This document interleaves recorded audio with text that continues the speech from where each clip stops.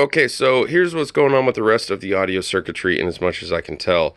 The main bundle of wires that was cut was these 36 wires here. These 36 wires correspond to these 36 channels on these connections here, which go to the back plane. And you can see there's just one wire coming off of each of these. This is channel 27, 28. For channels 29 through 36, there are two wires coming off. You can see there. I think that's channels 35 and 36. So there's a split on these last 8 channels. Again, there's 36 in this bundle, but then on these last 8, there's a split that goes off to this XLR female patch panel. And I don't know if you can see there, but it's labeled 29, 31, 32, up through 36.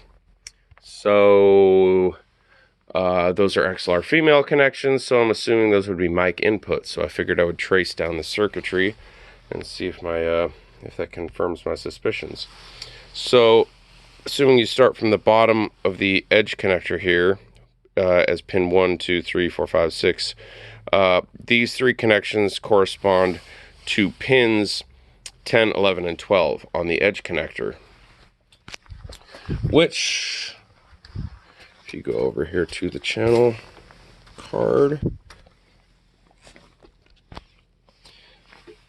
these are the well, anyway, so that's the copper plating on the underside there. We're looking at the top side. So pin 11, here, pin 12 doesn't go to anything. Again, there's just a ground. I don't know if you can see there, but that's just empty. Goes to nothing. So I don't know what's up with this board not doing grounds. I don't know enough about grounding schemes to get that.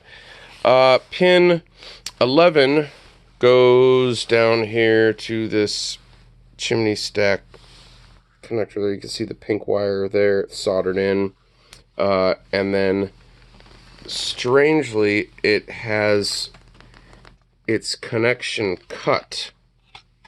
There it looks to be some kind of mod. That guy right there, you can see, it's a little blurry, but you can tell that connection has been cut. You can tell, yeah, there you go, more clearly on other channel modules. You can see a slice in the board that would have gone over to this channel assign or channel on button here, but it's been cut, so that connection is open. But you can see on this kind of chimney stack connector here, it also goes up here to this ribbon cable, comes over here to the fader card. And if you trace the pin around, it's this pin here. If you trace it around, it goes over to this update solo mute button, which is obviously part of the automation circuit. So I don't know, is the automation hooked up? Not sure. I don't know how this button pins out, but well, it doesn't matter how that button pins out because it's not hooked up there. So anyway, that was leading to a dead end. So I was like, okay, well, let's check the other pin, 10. That is definitely more promising. Pin 10, which is right here, goes to that black wire there, which goes to, well, oh, there it is back there. And that is the mic trim knob. Mic trim. So that is definitely got to be the mic preamp circuit. So those have got to be the mic inputs. I don't know why there's no ground, and I don't know why the one side of the balance connection goes to this circuitry down here that's been modified, or the lead cut to the channel on button, but that's what's going on there.